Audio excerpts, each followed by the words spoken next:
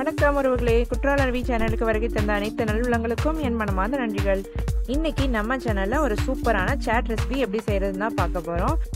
பாவ் பாஜி வீட்டிலையே எவ்வளோ சூப்பராக ஈஸியாக பண்ணலாம் அப்படிங்கிறத நம்ம இந்த வீடியோவில் பார்க்கலாம். வாங்க இப்போ இதுக்கு தேவையான பொருட்கள் என்னென்னு பார்க்கலாம். ஃபஸ்ட்டு பீன்ஸ் வந்து நான் இந்த மாதிரி நீல நீளமாக கட் பண்ணி வச்சுருக்கிறேன்.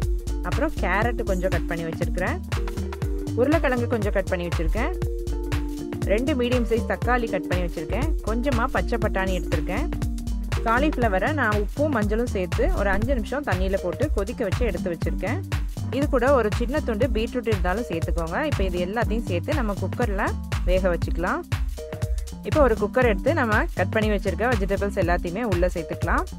இந்த வெஜிடபிள்ஸோட கொஞ்சமாக பீட்ரூட் சேர்த்துக்கிட்டோன்னா கிரேவியோட கலர் வந்து நல்லா அட்ராக்டிவாக இருக்கும். இதில் முக்கியமாக போட வேண்டிய வெஜிடபிள்ஸ் இவ்வளோ தான். இது போக உங்களுக்கு வேறு ஏதாவது விருப்பம் இருந்தாலும் நீங்கள் வெஜிடபிள்ஸ் தேவையான அளவு சேர்த்துக்கலாம். இது எல்லாத்தையும் சேர்த்துட்டு கொஞ்சமாக இதில் ஒரு அரை கிளாஸ் அளவுக்கு தண்ணி சேர்த்துக்கிறேன்.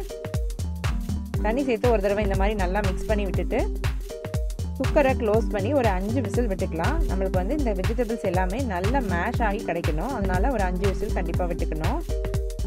இப்போ காய்கறிகள் வேகிற டைமில் நம்ம மசாலா ரெடி பண்ணிக்கலாம். ஒரு ஸ்டவ் ஆன் பண்ணி ஒரு பேன் வச்சுக்கலாம். பேன் ஹீட் ஆனதும் கொஞ்சமாக பட்டர் சேர்த்துக்கிறேன். பட்டர் நல்லா மெல்ட் ஆனதுக்கப்புறமா கொஞ்சமாக ஆயில் சேர்த்துக்கிறேன்.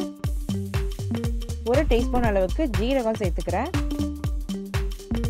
ஜீரகம் நல்லா பொரிஞ்சதுக்கப்புறம் ஒரு பல்லாரி வெங்காயத்தை இந்த மாதிரி சின்ன சின்னதாக கட் பண்ணி வச்சுருக்கேன். அதை உள்ளே சேர்த்துக்கலாம். வெங்காயம் எந்த அளவுக்கு சின்னதாக கட் பண்ண முடியுமோ அந்த அளவுக்கு சின்னதாக கட் பண்ணிக்கணும். அப்போ தான் நம்மளுக்கு நல்ல டேஸ்ட்டாக இருக்கும் கிரேவி. ஒரு 5-6 பல் பூண்டும் ஒரு சின்ன துண்டு இஞ்சியும் எடுத்திருக்கேன். இதை வந்து நான் தட்டி எடுத்துகிட்டு வந்துடுறேன். பாருங்கள், இந்த மாதிரி ஃப்ரெஷ்ஷாக தட்டி சேர்த்துக்கிட்டோன்னா நம்மளுக்கு நல்ல ஃப்ளேவர் கிடைக்கும்.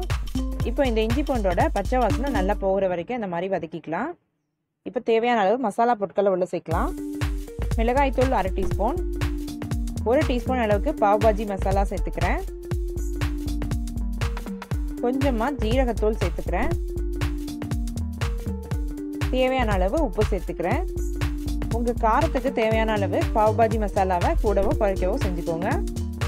இப்போ இந்த மசாலாவோட பச்சை வாசனை போகிற வரைக்கும் முதல்ல ஃபஸ்ட்டு இந்த மாதிரி நல்லா வதக்கிக்கலாம். இப்போ வந்து ஒரு கேப்சிகமை இந்த மாதிரி சின்ன சின்னதாக கட் பண்ணி வச்சுருக்கேன். அதை உள்ளே சேர்த்துக்கிறேன்.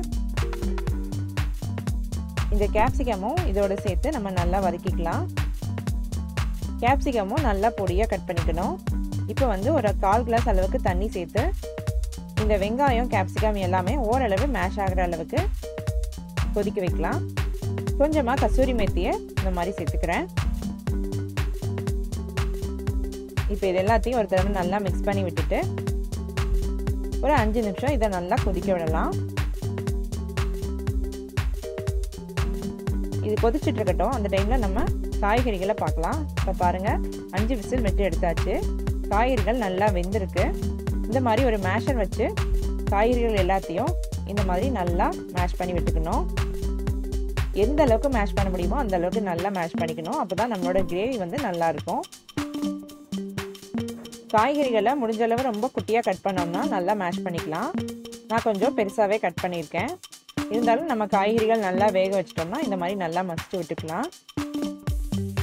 இந்த அளவுக்கு நல்லா மசிச்சு விட்டுக்கணும். இப்போ பாருங்கள், நம்ம சேர்த்த தண்ணி வந்து நல்லா சுருண்டு வதங்கியிருக்கு. இப்போ இதோட நம்ம வேக வச்சு வச்சுருக்கிற காய்கறியை உள்ளே சேர்த்துக்கலாம். கொஞ்சமாக தண்ணி சேர்த்து அதையும் உள்ளே சேர்த்து இந்த மாதிரி நல்லா மிக்ஸ் பண்ணி விடலாம். இப்போ பாருங்கள், ஒவ்வொரு காய்கறிகள் வந்து கொஞ்சம் பெருசாக இருக்குது. அதை இந்த மாதிரி கரண்டியால் நல்லா மசிச்சு விடுங்க. அப்படி இல்லைன்னா இந்த மாதிரி மேஷர் வச்சு காய்கறிகள் வந்து முழுசாக இருந்ததுன்னா நல்லா மசிச்சு விட்டுருங்க. இந்த மாதிரி நல்லா மசிச்சு விட்டதுக்கப்புறம் ஒரு 5 நிமிஷம் நல்லா கொதிக்க விட்டு கடைசியாக கொஞ்சமாக கொத்தமல்லியில் தூவிக்கலாம். இதை ஒரு ஓரமாக எடுத்து வச்சுக்கலாம். அடுத்து இந்த மாதிரி ஒரு தோசை தவா வச்சு அதில் கொஞ்சமாக இந்த மாதிரி பட்டர் அப்ளை பண்ணிக்கலாம். பட்டர் நல்லா மெல்ட் ஆனதும் இந்த மாதிரி எல்லா சைடும் அப்ளை பண்ணி விட்டுறணும். இந்த மாதிரி பாவ் பன் வந்து சூப்பர் மார்க்கெட்லலாம் அவைலபிளாக இருக்கும். இந்த பாவ் பன்னை வாங்கிட்டு இதை வந்து இந்த மாதிரி சென்டரில் கட் பண்ணிக்கணும். இப்படி கட் பண்ணதுக்கப்புறமா இதை வந்து இந்த பட்டரில் இப்படி கவுத்தி வச்சிடணும். ஃபஸ்ட்டு இந்த ஒரு சைடு நல்லா ரோஸ்ட் ஆகட்டும். இப்போ ஒரு சைடு நல்லா ரோஸ்ட் ஆயிடுச்சு. இப்போ இங்கே பாருங்கள், இந்த அளவுக்கு நல்லா ரோஸ்ட் ஆயிடுச்சு. கடைசியாக கொஞ்சமாக மேலே பட்டர் அப்ளை பண்ணிக்கலாம்.